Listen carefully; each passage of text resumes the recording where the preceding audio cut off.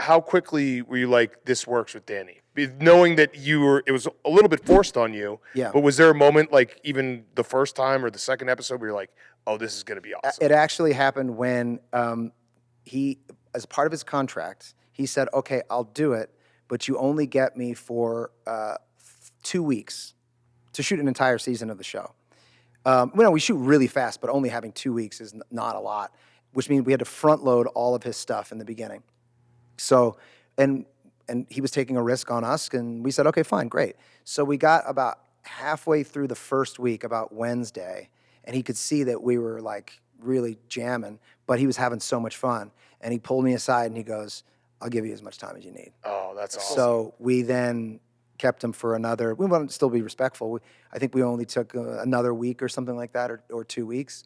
And there was that moment. And then subsequent to that, there was a time in which, maybe episode 3 or 4, he walks in and there was a bunch of space that we didn't realize was there. And I said, okay, when you come in, you'll just have some space before you get to the next line. So just say whatever you want. And he said, well, what should I say? And I said, you're Danny DeVito, man. I want you to say whatever you want to say. And he said, here, come in for a second. I said, what?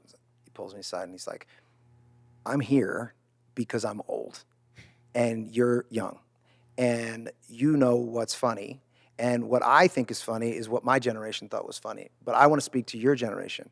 So you tell me what to say, and I'm going to say it to the best of my ability. And so I did. I wrote something. He said it. He walked in, and that was that. But not only did that help with the chemistry of our show, it taught me a very important lesson that I take with me to this day, which is to always be listening to the next generation or the next generation after that, because they're the ones that are dictating what the culture is.